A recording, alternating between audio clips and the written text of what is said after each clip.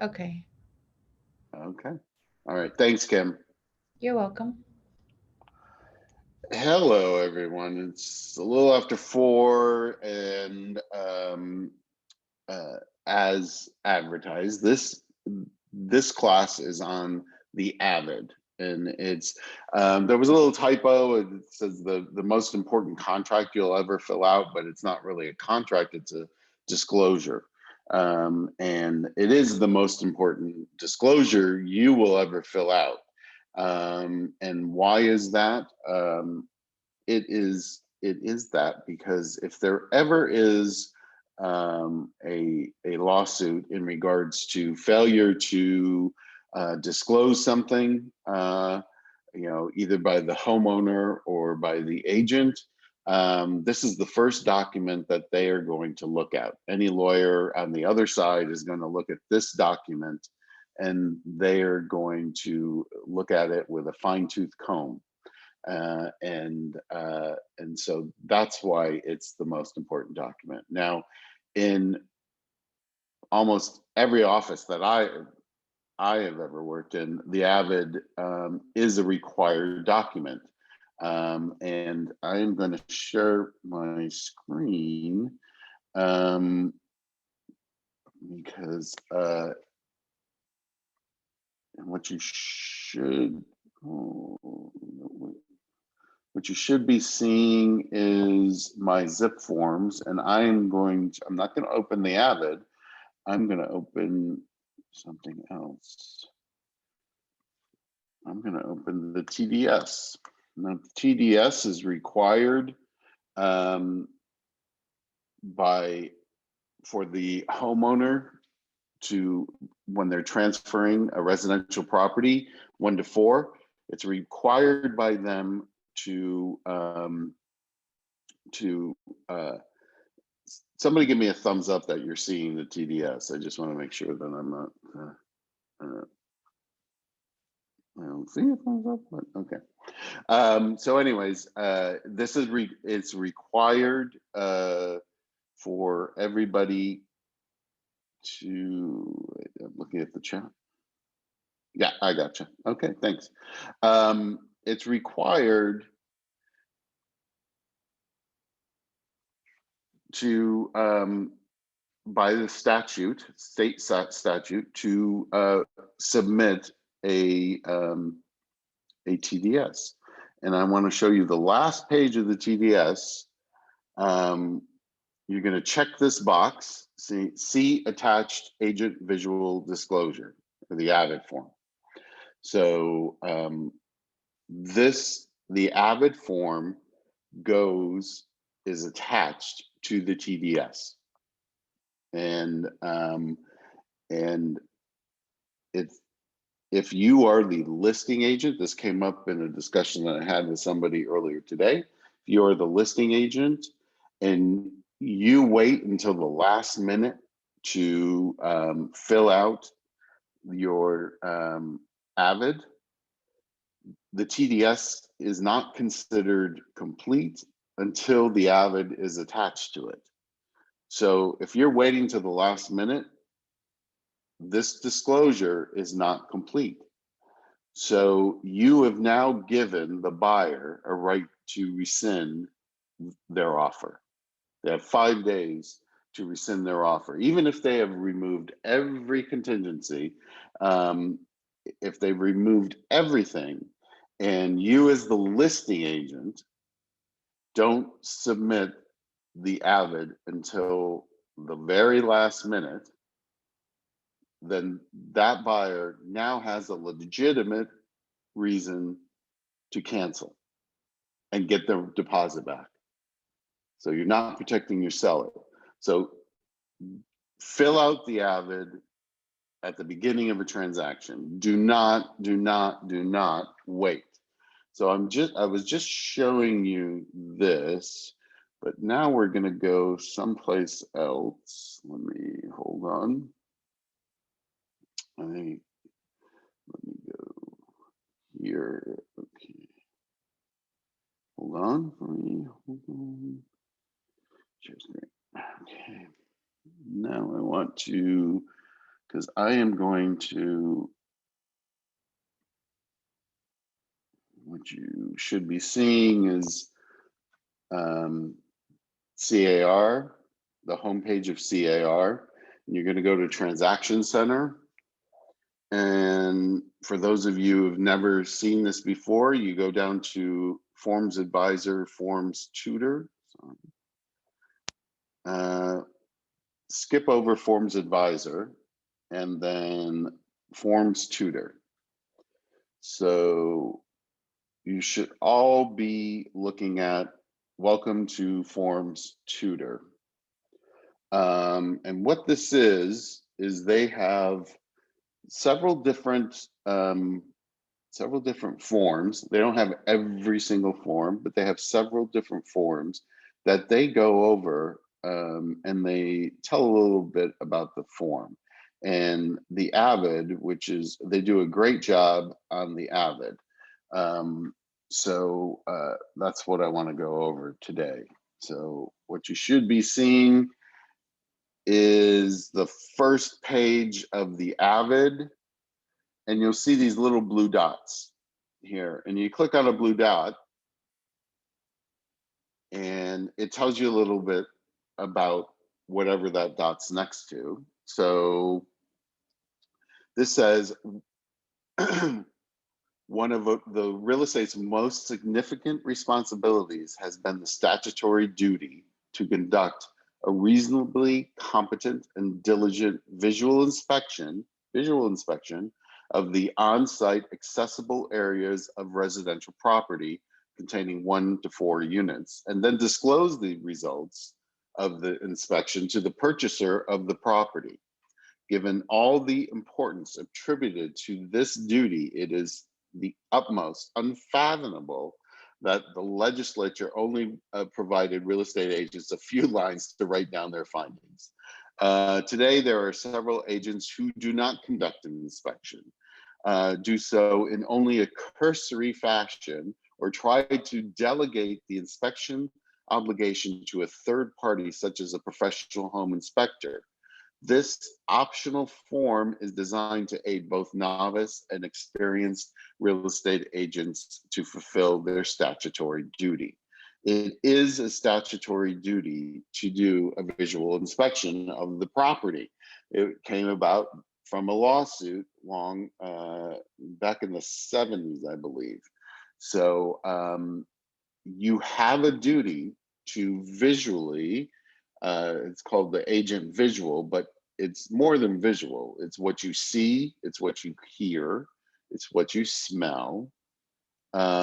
These all play into filling out this form. So it's not only what you look at. Are you going to turn the oven on to make sure that it works? No, you're not. You are not going to run the air conditioner. You're not going to do any of that. It's a visual inspection that what you normally walking through, not moving things around, normally walking through what you observe about the property or what you know about the property. So page 1 specifies the agent's legal obligation as well as that of the buyer of the property. Page 1 also clarifies for a buyer the limits of the agent's legal duty, as well as recommending that the buyer obtain a professional home inspection to supplement the agent's inspection and disclosure. At the top of the page, on top of the page 2, the blank lines are for identifying other persons present at the inspection, the weather conditions, and the time and date. Why are other people, why do you care about who else is there? Why do you care what the weather is? Well, if it's raining and there was no evidence of a leak, that's why you care. If there are other people there, they can back up that you were doing it if this becomes an issue. So that's why it's important. So so as it said, this lays out the obligation. Page 1 lays out the obligation of the agent. The agent will not climb on the roof or into the attic. You're not going into the attic. You're not doing any of that. You're not going to look. You're not going to move or look behind furniture or pictures. You're not going to go underneath the house. The appliances. It is, the buyer should, in bold letters, review any disclosures obtained from the seller, obtain advice about and inspections of the property. In real estate, we're all about repetition, so they are going to repeat. Buyers should be doing inspections. I know in this market, buyers are waiving inspection contingencies. Just because they're waiving, and I had an agent call me saying that he represented the seller and the buyers waived inspection contingencies, and then the agent had the nerve to call me and say they were doing an inspection. Well, just because they're waiving the contingency doesn't mean that they are waiving the right. They still have the right to do an inspection. So let's not confuse those two things. They're allowed to do an inspection even though they've waived that contingency. It's just that anything that's found in the inspection can't be used in order to cancel the sale. So that is page 1. Now we're going to go to page 2. And page 2 and 3 then lists the rooms typically found in residential properties. For each room that is found in the particular property, as well as the property outside and the yard, the agent should conduct a visual inspection and write down any material items that may negative. This is the most important sentence that you're going to learn about the Avid. Let me go back. The agent should conduct a visual inspection and write down any material item that may negatively affect a buyer's decision to buy or the price the buyer is willing to pay. That is the crux of this document. Negatively affect the buyer's decision. This is not, as many agents do, a marketing piece. That's not what this is about. You want to notate everything that you find in that house or around that house or smell in that house or hear. You want to write all of that down. That would negatively, you want the buyer to know up front what the problems are. Because the minute that they notice those problems after they've been living in the place and they look back at these disclosures and they're not notated, you never told me about that. I never knew. I looked at the disclosure. You never told me about the traffic noise. So that's what this whole thing is about, is that you need to basically say everything that you see, hear, and smell. So, and it breaks it down obviously into each room. And hallways and everything like that. It breaks it all down into that. And so does page 3. And right here, the Avid form is not a marketing piece. The agent should not write down positive features of the property. Don't write down hardwood floors. Don't write down granite countertops. You write down scratches on hardwood floors. You write down cracks or chips in the granite countertops. You have to notate all of that.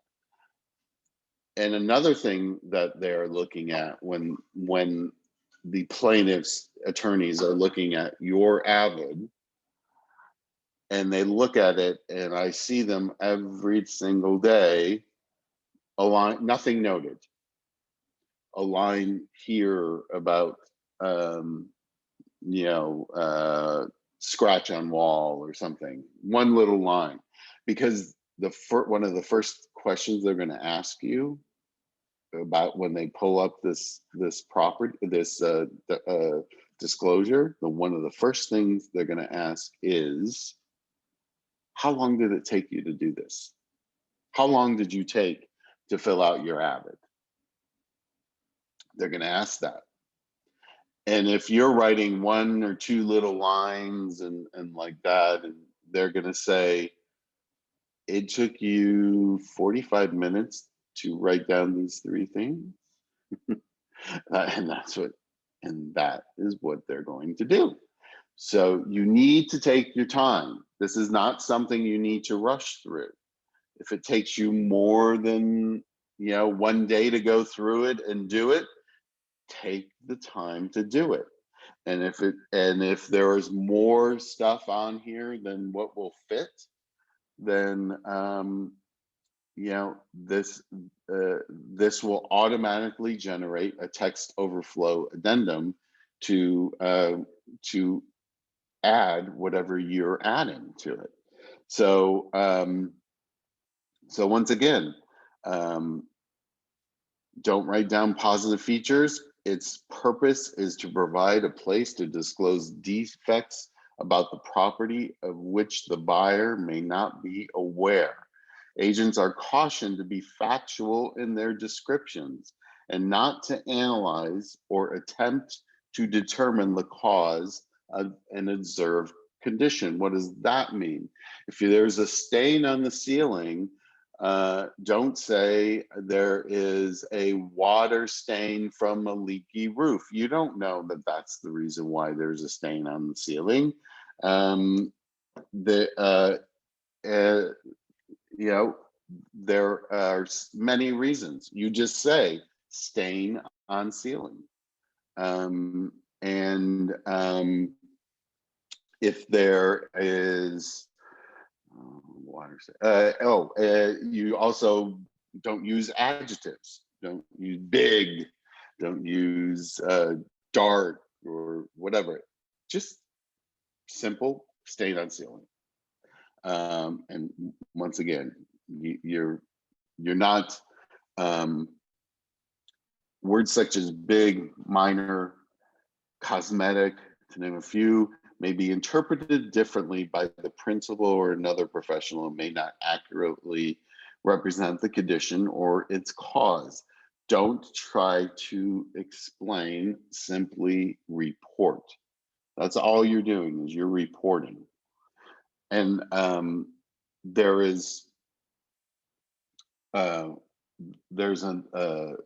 it also covers the exterior. There are also the garage, the parking, all of that associated with the property. And then other observed or known conditions not specified above. What is that for? That is for if you are aware of something that could affect this property. The neighbor came by during your open house, now that we can do open houses. The neighbor came by the open house and said, you know, oh, you know that they've agreed to replace the fence or something to that effect.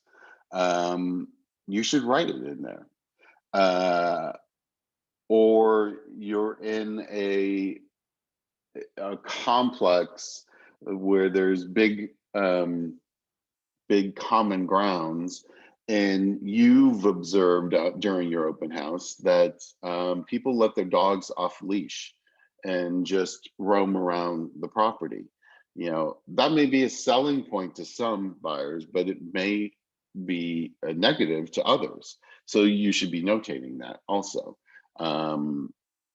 You know, also if it's, you know, rather noisy, You don't have to say a really loud traffic noise. All you need to say is traffic noise. You know, you've notated it, and and you've put it in your report, and that's for the buyer to do their investigations in regards to it. So that's what this form is for. It is one of the most important things that you are ever going to fill out, for the reasons that I've said. Lawyers love this form. Um, so don't fall into that trap. Take your time, fill it out. Make sure you're not saying where these defects are coming from, but make sure that you're notating that there are defects, and all you're doing um, is just reporting it, and you'll be great. But really take your time to do this. Now, all of us, I was a proponent of Glide because they allow you to do this. I mean, you still have access to Glide. I probably would still use Glide in order to get this disclosure done, because it is so easy to do it on Glide. They allow you to attach pictures. If you so choose, you can attach it directly in correspondence to the room. So I would still use Glide if you wanted to. Others, some of you don't like the fact that they've sold their company to Compass, feel that your information is being stolen. I get that, but I also like the ease of doing it. So that is, I'm trying to see where here we are. Trying to see if you guys have any questions, because that's pretty much the whole thing on the Avid. It's a really important document that you really need. Somebody, Rosa, you're late. I'm almost done. Okay. So Mona, you have a question? Go ahead and unmute yourself. Earlier, you were saying that if the seller agent doesn't fill out the AVID, then The listing agent. yeah, The the listing listing agent. agent doesn't fill Right. out the AVID that's attached to the SBSQ or something like that. The TDS. Yeah, sorry, the TDS. Then it's not really valid. So It's not complete. It's valid. It's just not complete until the Avid is attached. Yep. So, as a buyer's agent, when you represent a client that's waiving all their contingencies, can you use that as a way to back out of escrow and get the deposit back? Well, I mean, here's the thing. It's not complete until you get it. You can ask and ask, and then the minute that they supply it, if your buyer has removed all their contingencies, and your buyer can use that, something that they saw in the Avid, as a reason to back out. They do have that right, because this is new information. This is, even if they have removed every contingency, they are entitled to their deposit back, because that form wasn't complete until the Avid was attached to it, and anything that was in the Avid, if they didn't like, then they could back out. And isn't the AVID typically given before the buyer does the inspections? Typically it is, but I just had somebody call me today saying she's representing the buyer, and the listing agent told her, well, I always wait until the last minute to do my Avid. Well, you're not servicing your client, because that's a problem, because it's not, you should know that it's not complete until that Avid is done. So yeah. Okay. Anybody else have any questions? Anybody? It's a short class, but this, like I said, it's one of the most important documents that you're going to fill out.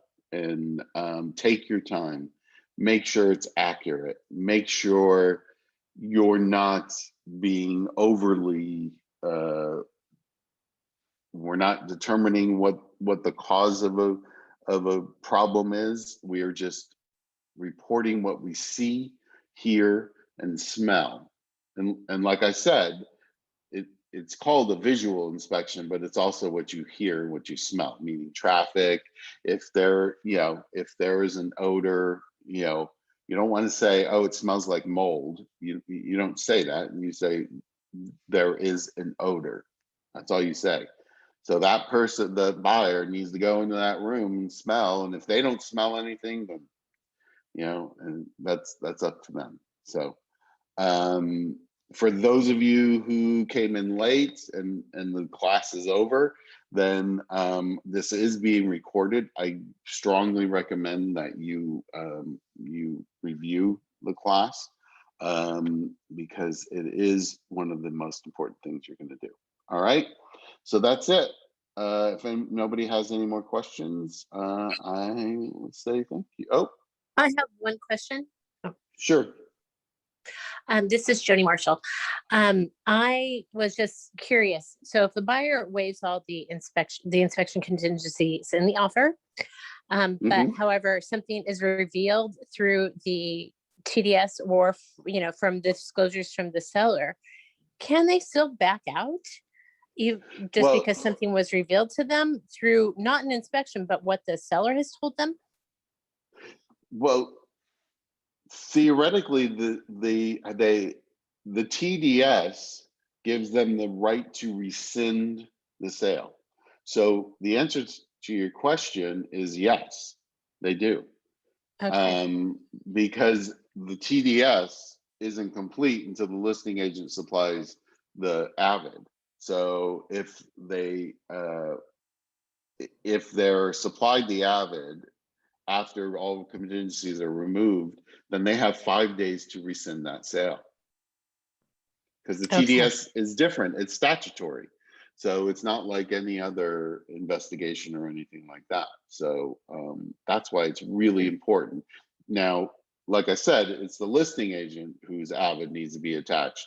The buyer's agent, they don't put as much weight on the buyer's agent's avid because they feel that the buyer's agent could delay attaching that avid just to delay. So that's why it's just the listing agent. Thank you.